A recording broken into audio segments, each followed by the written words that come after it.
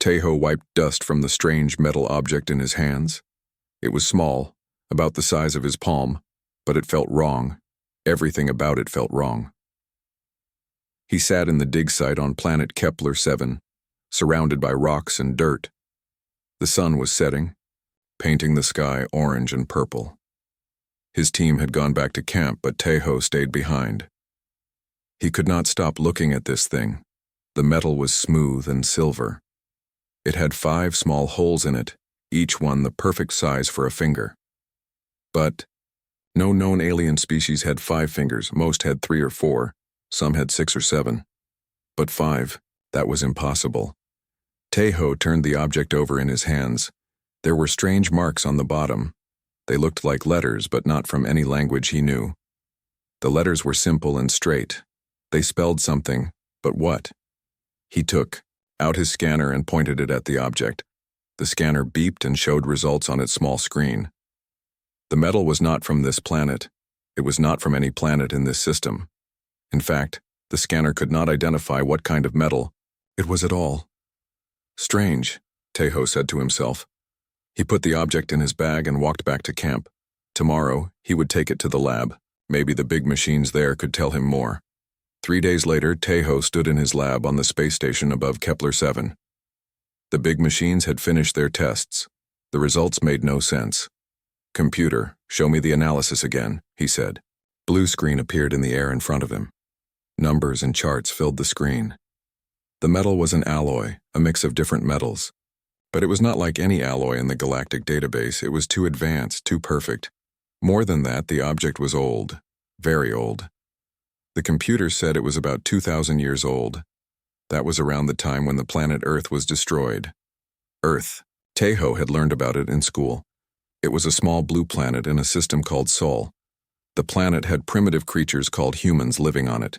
But then their star went bad, and the whole system was destroyed. Nothing survived. At least, that is what the history books said. Tejo looked at the object again. 5 fingers. Just like humans were supposed to have. He shook his head. That was crazy thinking.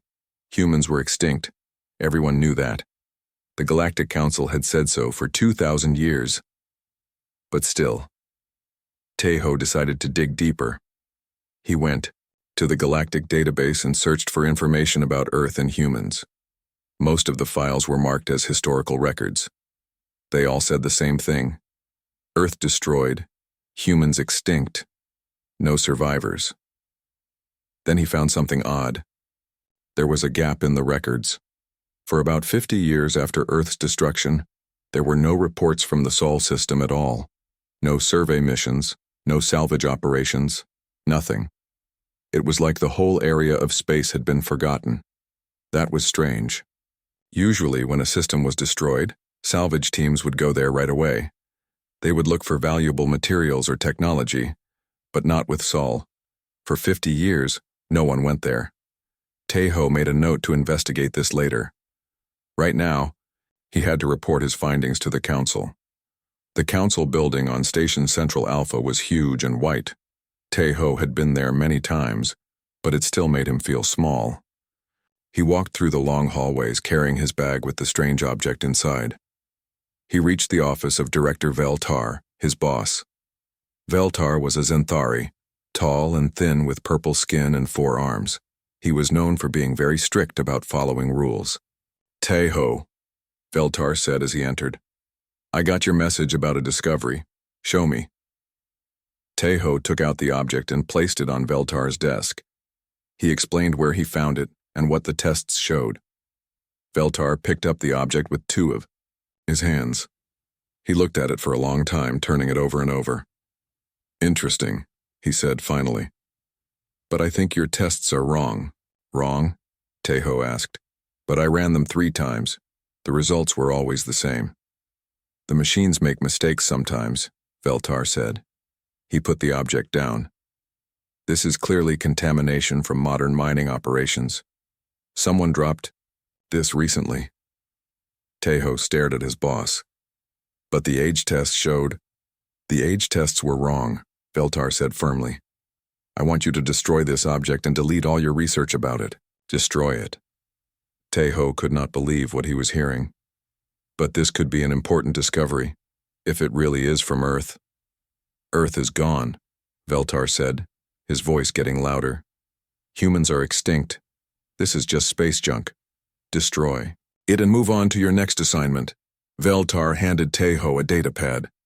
You are being transferred to the archaeology department on Rigel 4. You leave tomorrow. Taeho took the datapad with shaking hands. But my research is finished, Veltar said. Do not speak of this object to anyone. That is an order. Meanwhile, on the other side of Central Alpha Station, Da-Un sat at her desk in the Communication Analysis Center. She worked the night shift, monitoring data flows across the galaxy. It was usually boring work, but tonight something was bothering her. She stared at her screens, which showed the galactic communication network as a web of light. Most of the galaxy was connected by these communication lines. Ships, planets, and stations all talked to each other through this network, but there were dark spots, areas where no communication signals went. Da-Un had always wondered about these spots, but her boss said they were just empty space. No planets, no stations, nothing worth talking to. Tonight, Da-Un decided to count these dark spots. She started at the edge of the galaxy and worked her way in. 1, 2, 3. By the time she finished, she had found 47 dark zones. That seemed like a lot for empty space. Da-Un pulled up a star map and compared it to her communication map. Something was very wrong. Many of the dark zones had stars and planets in them. Some even had mining operations or research stations listed in the official records. So why were there no communications from these places? She dug deeper into the records. The dark zones had been in place for a very long time. Some for hundreds of years, others for over 1,000 years. But the oldest ones, the ones that had been dark the longest, all dated back to about 2,000 years ago. The same time Earth was destroyed. Da-Un felt a chill run down her spine. She looked around the communication center. She was alone except for one other worker on the far side of the room. No one was watching her. She made a copy of all her research and saved it to a personal data crystal. Then she deleted everything from the main computers. If anyone asked, she had just been doing routine maintenance on the communication maps.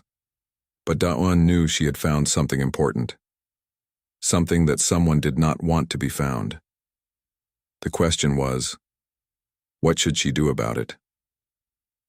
The next morning, Taeho packed his things for the transfer to Rigel 4.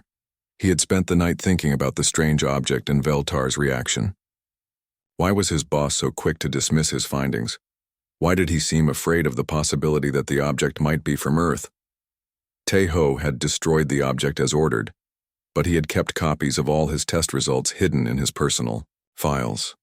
He could not shake the feeling that he had discovered something important. As he walked to the transport bay, Taeho made a decision. He would continue his research in secret. Maybe on Rigel 4, away from Veltar's watching eyes, he could figure out what was really going on. He did not know that across the station, Da-Un was making a similar decision. And he did not know that his discovery and her discovery were connected in ways that would shake the foundations of everything the galaxy believed to be true. The truth about humanity was still hidden, but the first cracks in that great lie were starting to show. Soon, everything would change. 3 weeks had passed since Taeho arrived on Rigel 4. The planet was cold and rocky, with 3 small moons that made the nights very bright. He worked at a small research station, digging up old ruins from a civilization that died out long ago. But Taeho was not really thinking about old ruins. Every night he worked on his secret research about the strange object he had found. He had been looking through old records trying to find more evidence that humans might still exist. Tonight was different. Tonight, he found something. Hidden, deep in the station's old files was a report from 50 years ago. A cargo ship had crashed in the outer rim of the galaxy. When rescue teams found the ship, they discovered something strange in the cargo hold. Seeds. Hundreds of different kinds of seeds from plants that did not exist anywhere in the known galaxy. The report said the seeds were destroyed as a safety measure. But Taeho noticed something else. The crash site was in one of the dark zones that communication signals could not reach. He leaned back in his chair and rubbed his eyes. This was the third report he had found like this. Ships crashing in dark zones. Strange objects that did not match any known technology. And always the evidence was destroyed or lost. Someone was covering something up. But who? And why? A soft knock on his door made him jump. It was past midnight. No one should be awake at this hour. "Who is it?" he called. "My name is Da-un," a voice said from outside. "I think we need to talk." Tai-ho opened the door carefully. A young woman stood in the hallway. She had short black hair and tired eyes. She looked nervous, like she was afraid someone might see her. "How did you find me?" Tai-ho asked. "I work for the Communication Analysis Center," Da-un said. "I have been tracking people who search for certain information in the galactic database. Your searches showed up on my screen." Tai-ho felt his heart beating faster. "Are you here to arrest me?" "No," Da-un said quickly. "I'm here because I think you found the same thing I did. Can I come in?" Tai-ho looked up and down the hallway. It was empty. He stepped aside and let Da-un enter his small room. Da-un sat down at his desk and looked at his research on the computer screen. "Communication dark zones," she said. "I have been studying them too." "You have?" Tai-ho asked. "For months," Da-un said. She took out a small data crystal. "Look at this." She plugged the crystal into Tai-ho's computer. A map of the galaxy appeared on the screen. It showed the same dark zones that Tai-ho had been researching, but Da-un's map had much more detail. "I mapped every dark zone in the galaxy," Da-un said. "There are 47 of them. They have been in place for hundreds of years. But look at this." She touched the screen, and the map changed. Now it showed the dates when each dark zone was created. "The oldest ones all date back to the same time period," Da-un said. "Right around when Earth was destroyed." Tai-ho stared at the map. "That cannot be a coincidence." "It gets worse," Da-un said. She touched the screen again. "I cross-referenced the dark zones with shipping records. In the past 50 years, over 200 ships have gone missing in or near these zones. Official reports say they were lost to space pirates or equipment failures. But you do not believe that?" "I think someone is hiding something in those zones," Da-un said. "Something big." Tai-ho told Da-un about the strange object he had found and how his boss had ordered him to destroy it. He showed her the test results he had saved. Da-un studied the data for a long time. "5 fingers," she said finally. "Just like humans were supposed to have." "You think humans might still be alive?" Tai-ho asked. "I think someone wants us to believe they are not," Da-un said. The next morning, Da-un and Tai-ho decided they needed help. They could not investigate the dark zones alone. They needed someone with a ship who could travel to those areas without drawing attention. Da-un knew someone who might help, a smuggler named Wu Jin who operated in the Outer Rim territories. She had met him once when his ship was stopped for a routine inspection. He seemed like someone who did not ask too many questions and did not trust the authorities. They found Wu Jin at a trading post on the edge of the Rigel system. The trading post was dirty and crowded, full of merchants, miners, and spacers who looked like they were running from something. Wu Jin was sitting in a dark corner of the cantina, eating something that smelled terrible. He was a middle-aged man with scars on his hands and a tired look in his eyes. "Da-un," he said when he saw her. "I remember you. Communication Analysis Center. What brings you to this lovely place?" "We need to hire your ship," Da-un said. "For what?" "To visit some places that are not on the official star charts," Tai-ho said. Wu Jin laughed. "You want to go to the dead zones?" Da-un and Tai-ho looked at each other in surprise. "You know about them?" Da-un asked. "Know about them?" Wu Jin said. "I have been flying through them for years. Strange things happen in those zones. Ships that appear and disappear, trading posts that are not supposed to exist, signals that come from nowhere." "What kind of signals?" Tai-ho asked. Wu Jin leaned forward. "The kind that use old Earth languages." That night, Wu Jin took them to his ship. It was an old cargo vessel called the Star Runner. The ship was not pretty, but it looked fast and well maintained. "I have been keeping records, Wu Jin said as they walked through the ship. Every strange thing I have seen in the dead zones.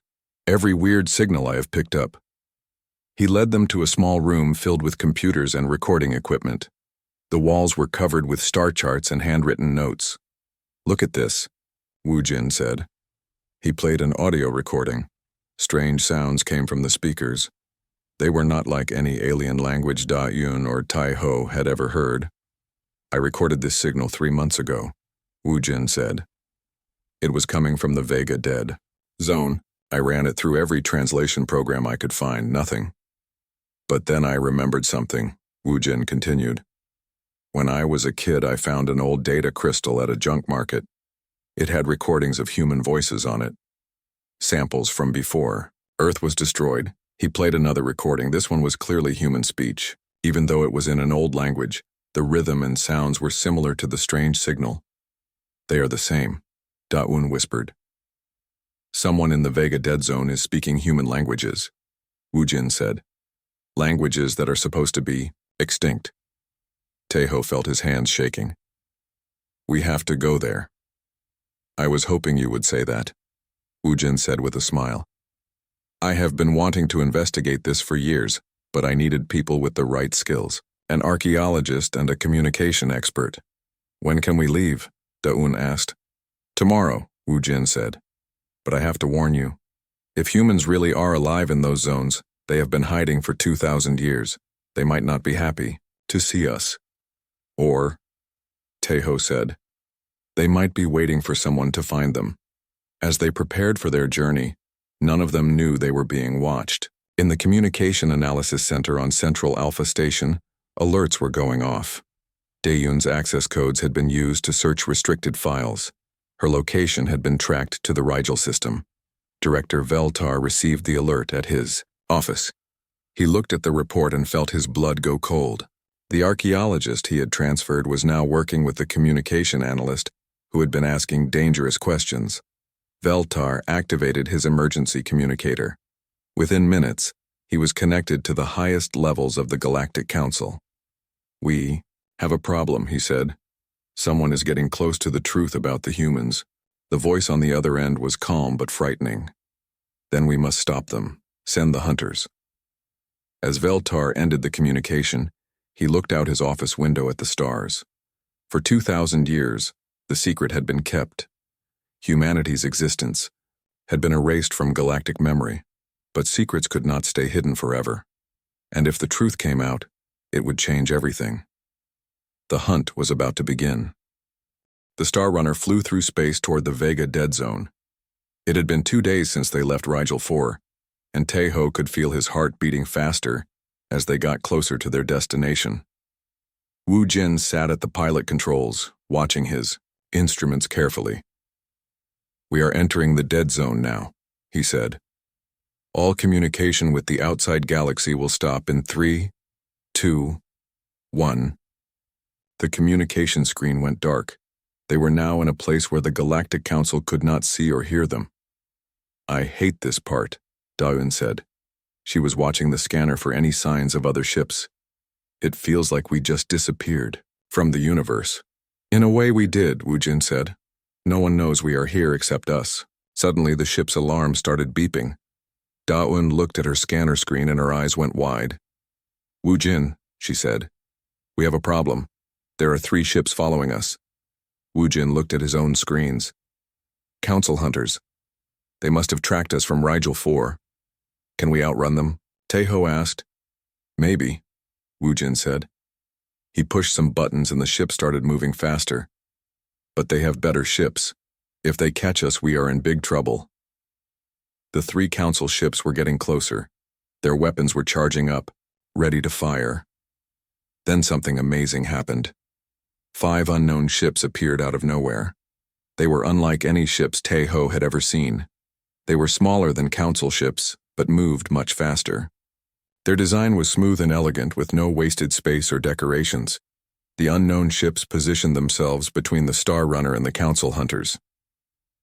Unknown vessels, came a voice over the radio. It was from the lead council ship. You are interfering with official council business. Move away or we will open fire. The unknown ships did not answer. Instead, they fired warning shots across the Council ship's path. "I repeat," the Council voice said. "Move away, immediately." Then, a new voice came over the radio. This voice was different. It spoke in perfect galactic standard, but there was something about the way it sounded that made Taeho's skin tingle. "Council ships," the new voice said. "You are in violation of the neutral zone agreement. Leave this area immediately or face the consequences." "There is no neutral zone agreement," the Council ship replied. "This is Council space." "Your maps are wrong," the new voice said calmly. "You have 10 seconds to withdraw." The Council ships hesitated. They were outnumbered, and the unknown ships had better positions. After a long moment, the lead Council ship spoke again. "This is not over. We will return with reinforcements." The Council ships turned around and flew away. The unknown ships surrounded the Star Runner. The same voice came over the radio again. "Star Runner, please follow us. We need to talk." Wu Jin looked at Da-un and Taeho. "What do you think?" "We came here to find answers," Taeho said. "I think we are about to get them." They followed the unknown ships to a hidden base inside an asteroid field. The base was huge, carved out of the rock itself. Hundreds of ships were docked there, all with the same smooth design as their rescuers. As they landed, Taeho noticed something strange. Many of the people working in the docking bay looked almost like the aliens he knew, but slightly different. Their proportions were not quite right. Their movements were too graceful. A man was waiting for them when they left their ship. He was tall and lean, with dark hair and brown eyes. When he smiled, Taeho noticed he had very white teeth. "Welcome," the man said. "My name is Minho. I am the administrator of this colony." "Colony?" Da-un asked. "One of many," Minho said. "We have been waiting a long time for someone like you to find us." Taeho stared at the man. There was something familiar about his face, about the way he moved. "You are human," he said suddenly. Minho smiled wider. "Very good. Yes, I am human. We all are." Minho led them through the base. It was like a small city inside the asteroid. There were thousands of people living there, all of them human. But many of them looked different from the humans in old pictures. "We have been here for almost 2,000 years, Minho explained as they walked. "When Earth was threatened, we did not wait for the Council to destroy us, we left." "But the records say Earth was destroyed," Da-un said. "Earth was destroyed," Minho said sadly. "But not by a natural disaster. The Council destroyed it to make sure no one would look for survivors." They reached a large room with windows that looked out into space. Minho gestured for them to sit down. "Let me tell you the real story," he said. 2,000 years ago, humans were a young species. We had just discovered faster-than-light travel. We were excited to meet other intelligent life in the galaxy. But when we made contact with the Galactic Council, we quickly learned they were not interested in friendship. They wanted to control us. They demanded that we follow their laws, worship their leaders, and give them half of everything we produced. Some humans wanted to agree. They thought it was better to be slaves than to be destroyed, but others refused. They said humans should be free to make their own choices. Minho paused and looked out the window. "The Council gave us an ultimatum. Submit completely or be eliminated. We asked for time to decide. During that time, we worked in secret. We built ships and prepared supplies. We found places in the galaxy where we could hide, and when the Council came to destroy Earth, most of our people were already gone." "But not all of them," Taeho said. "No," Minho said quietly. "Not all of them. Millions died when Earth was destroyed. They died to maintain the lie that humanity was extinct." Da-un was quiet for a long time, then she asked, "How many of you are there?" "Across the galaxy?" "About 50 million, Minho said. "We live in hidden colonies like this one. We trade with each other and help each other survive." "But why stay hidden?" Taeho asked.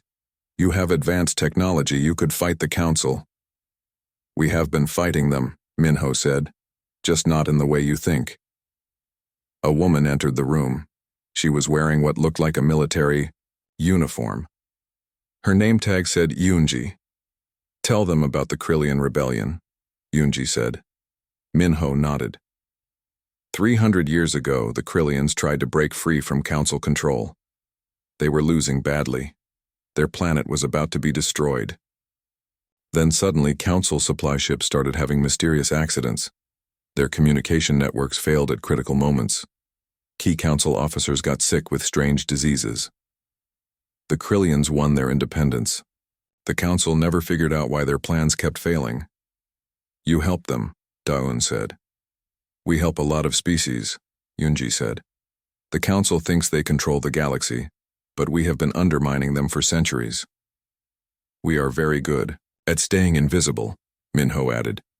And we have something the Council does not understand. What is that? Teho asked. We actually care about other species, Minho said. The Council only cares about power. That makes them predictable. And predictable enemies are easy to defeat. Another person entered the room. This was an older man with gray hair and kind eyes. His name was Dong Wu, and he was a scientist. Have been studying the galactic species for 2,000 years, Dong Wu said. I know more about alien biology than the Council's best researchers. You see, when humans left Earth, we did not just run away. We decided to learn everything we could about our new galaxy. We studied every species, every culture, every technology. We discovered that the Council has been holding back the development of younger species. They keep them weak and dependent, but we have been secretly helping them grow stronger. Dongwu showed them pictures on a computer screen. Look at these genetic maps. Many species have been developing immunities to Council bioweapons. They think it is natural evolution, but we have been helping guide their development. Why? Dayun asked. Because someday the Council's empire will fall, Dongwu said. And when it does, we want the galaxy to be ready for freedom. Minho stood up and walked to the window. For 2,000 years we have been preparing for this moment. The moment when someone would discover the truth and be brave enough to act on it. He turned back to face them. The question is, what do you want to do with this knowledge? Taiho, Daun, and Wu Jin looked at each other. They had come looking for answers, and they had found more than they ever imagined. The galaxy has a right to know the truth, Taiho said finally. Even if that truth starts a war? Minho asked. The war already started 2,000 years ago, Daun said. We just did not know we were fighting it. Minho smiled. Then welcome to the resistance. 1 week after joining the human resistance, Taiho stood in the communication center of the asteroid base. He watched as Minho prepared to send a message that would change everything. Are you sure about this? Minho asked, looking at Taiho, Dayun, and Wu Jin. Once we send this message, there is no going back. The Council will know humans are alive. They will try to destroy us all. The galaxy deserves to know the truth, Dayun said firmly. Too many species have suffered under Council lies. Minho nodded and activated the communication system. The message would be broadcast on all galactic frequencies at the same time. Every planet, every ship, every station would receive it. People of the galaxy, Minho said into the microphone. My name is Minho, and I am human. For 2,000 years you have been told that my species is extinct. This is a lie. The message continued for 10 minutes. Minho explained how humans had escaped Earth's destruction, how they had been living in hidden colonies, and how the Council had been lying to everyone for centuries. When the message ended, the galaxy went silent. Then chaos began.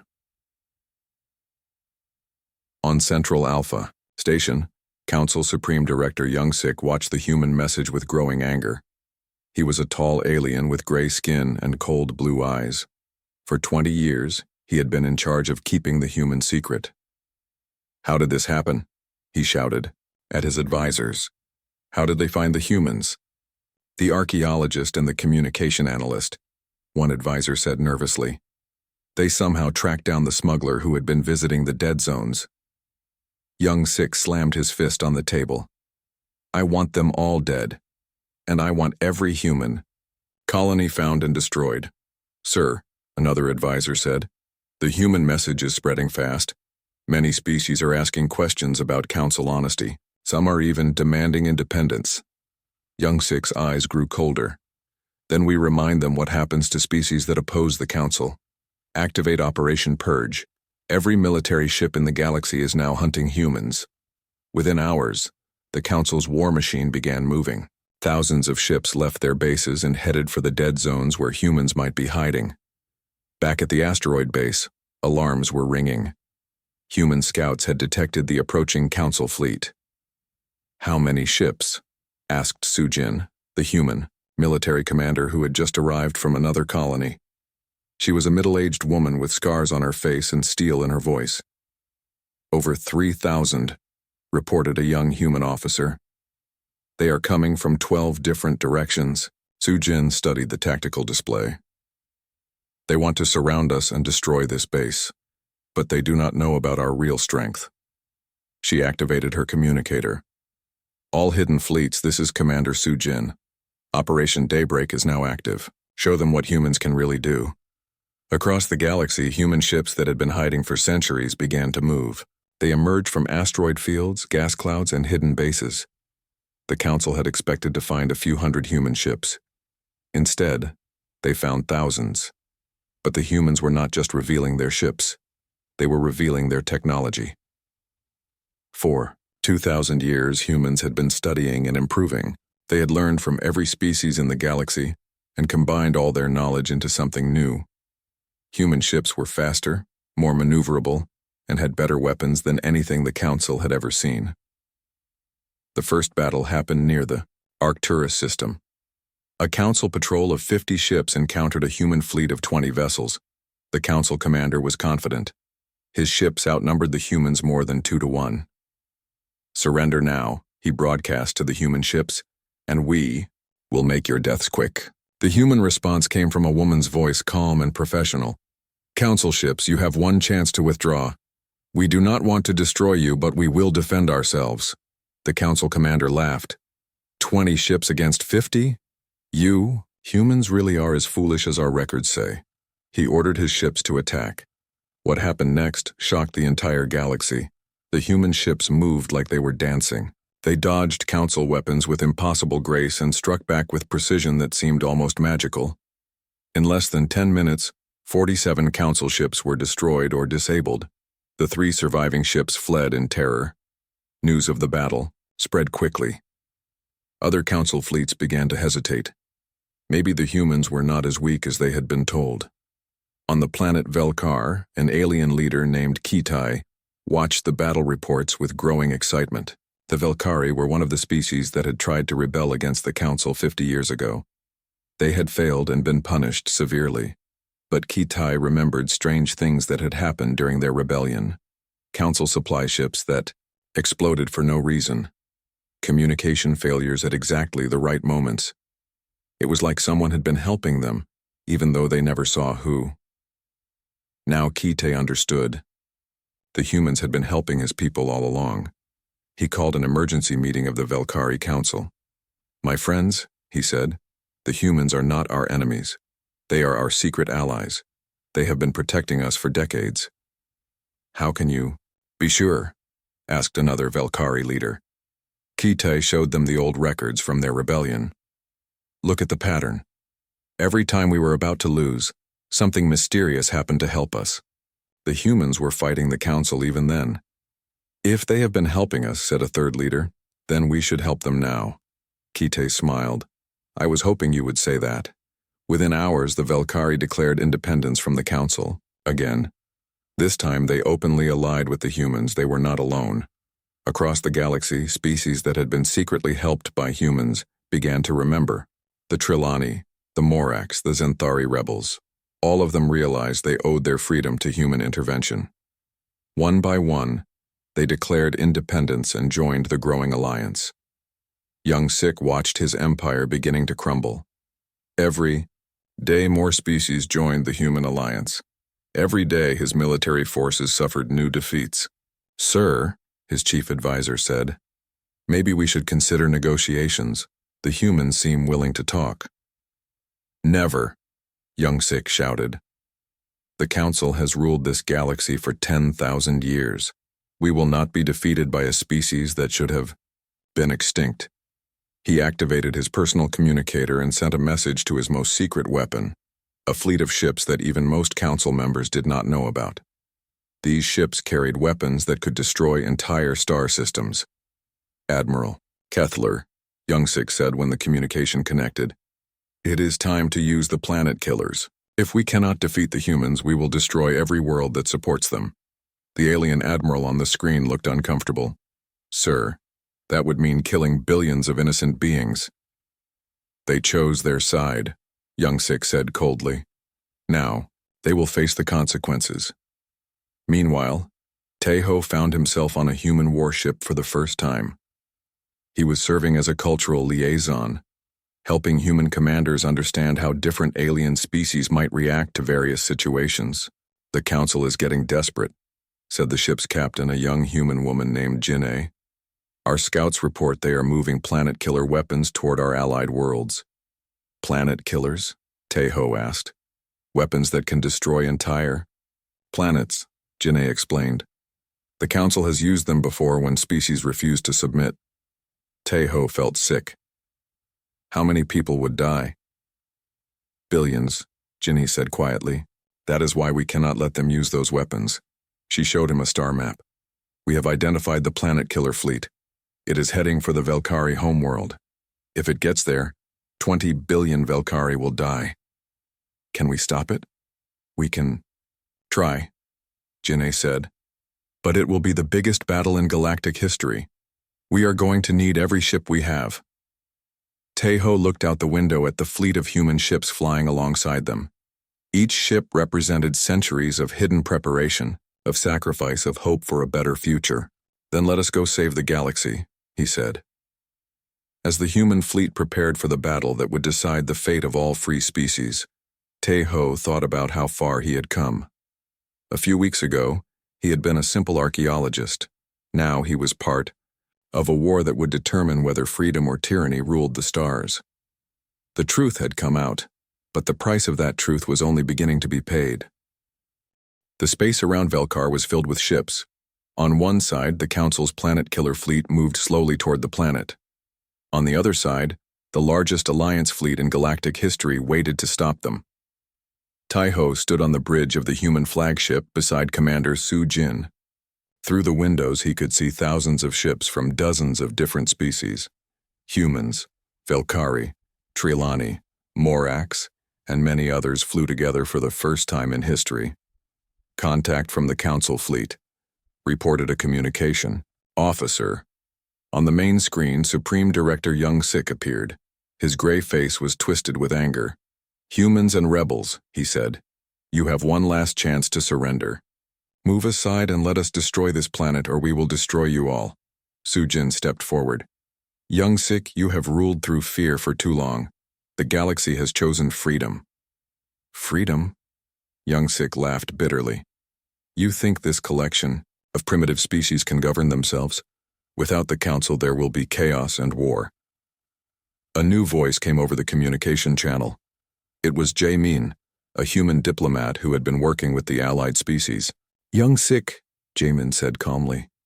We are not here to create chaos. We are here to create something better. A galaxy where all species can work together as equals. Impossible, Youngsik said. Species are too different. They will never cooperate. They are cooperating right now, Jae-min pointed out. Look around you. Dozens of species have joined together to protect one world. That is the future we are building. Youngsik's expression grew even more angry. Then you will all die together. Attack! The battle was unlike anything the galaxy had ever seen. The Council fleet had more ships, but the Alliance had something more important. They had a reason to fight. Human ships darted between the massive Council battleships like small fish around sharks. Their advanced technology and superior tactics began to show results immediately. But the Council ships were not helpless. They had powerful weapons and strong shields. Taeho watched from the flagship as explosions lit up space around them. Ships on both sides were being destroyed, and he felt sick thinking about all the lives being lost. Commander, called the tactical officer. The planet killer ships are breaking through our lines. 3 of them are heading directly for Velkar. Sujin studied the battle display. All ships, this is your commander. We cannot let those weapons reach the planet. Stop them at any cost. A group of human ships immediately changed course to intercept the planet killers. But Tejo could see they would not arrive in time. Then something unexpected happened. A group of council ships suddenly turned and began firing on their own planet killers. What is happening? Tejo asked. The communication officer looked confused. Sir, we are receiving a message from those council ships. They say they refuse to destroy innocent planets. On the screen, a council ship captain appeared. She was a Zenthari with purple skin and tired eyes. Human ships, this is Captain Nari of the council vessel Harmony. My crew and I cannot be part of genocide. We are joining your alliance. Across the battlefield, more council ships began switching sides. Many council soldiers had family and friends on the worlds that would be destroyed. They could not bring themselves to follow Youngsik's orders. The tide of battle began to turn. With help from the defecting council ships, the alliance managed to destroy 2 of the planet killers. But one weapon still headed toward Velkar. Youngsik himself was commanding that ship. If I cannot rule the galaxy, he broadcast on all frequencies, then I will destroy it world by world. The planet killer was only minutes away from Velkar when a single human ship moved to block its path. It was a small vessel, barely larger than a fighter. This is Hyunwoo of the engineering ship New Hope, came a voice over the radio. I am activating an experimental weapon. All ships move to minimum safe distance. Hyunwoo, what are you doing? Sujin demanded. Something that should have been done centuries ago, Hyunwoo replied. I am going to show the galaxy what cooperation can really accomplish. The small ship began to glow with a strange energy. Then it fired a beam of light that hit the planet killer ship. But instead of exploding, the massive weapon simply stopped working. Its engines shut down. Its weapons powered off and its shields collapsed. How? Youngsik's voice came over the radio, filled with confusion and fear. Your ship is powered by enslaved technology, Hyunwoo explained. Weapons stolen from conquered species, engines built by forced labor, computers programmed with stolen knowledge. My weapon frees all that technology. It gives every part of your ship the choice to stop working. And they chose to stop. Added another voice. It was Kai Tai, speaking from his flagship. Even your own technology refuses to serve tyranny anymore. Youngsik's ship was helpless, floating in space. The battle was over. Across the galaxy, news of the Council's defeat spread quickly. But Jae-min knew the real work was just beginning. Defeating the Council was only the first step. Now they had to build something better. 3 months later, representatives from hundreds of species gathered on a neutral space station. They came to sign the Galactic Cooperation Pact, a new agreement that would replace the Council's rule. Taeho sat in the audience, watching as leaders from across the galaxy worked together to create a new future. Beside him sat Da-un and Woo-jin, his friends who had started this journey with him. Look at them, Da-un said quietly. Species that have been enemies for centuries working together to solve problems. It is amazing what happens when you give people freedom to choose, Woo-jin added. On the stage, Jae-min was explaining the new government structure. Instead of one powerful council ruling everyone, there would be a federation. Each species would govern itself but would work together on issues that affected everyone. The age of tyranny is over, Jae-min said to the gathered representatives. Today begins the age of cooperation. Kitai stood up from the Velkari section. What guarantee do we have that this federation will not become another council? Hyunwoo, who was now the chief technology officer for the new government, answered. Built into the Federation's technology is the same freedom principle I used to stop the planet killer.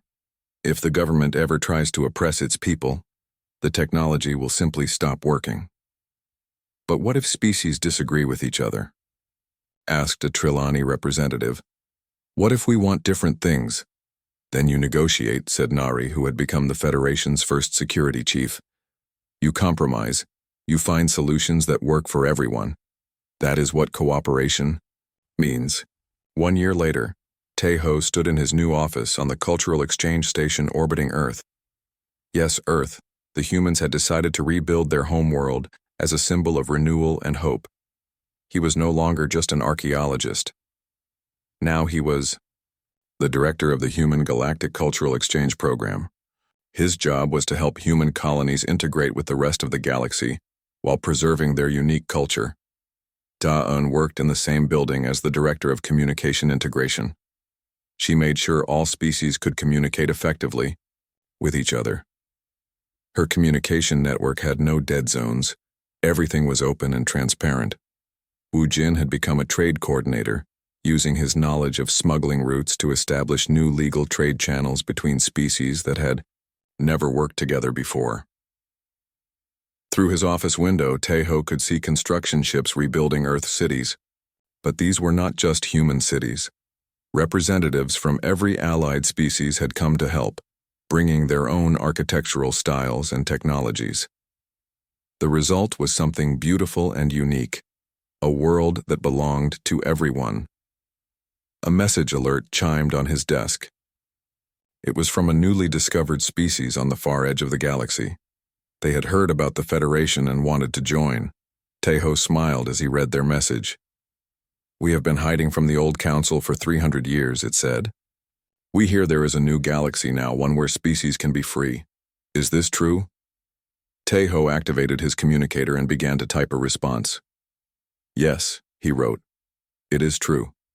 And you are welcome to be part of it." Outside his window, Earth's new sun shone on a world reborn. But more than that, it shone on a galaxy where freedom had finally won over fear, where cooperation had replaced conquest, and where the truth had set everyone free. The Great Deception was over. The galaxy had learned that humans never died. They had just been waiting for the right moment to help everyone else learn how to truly live.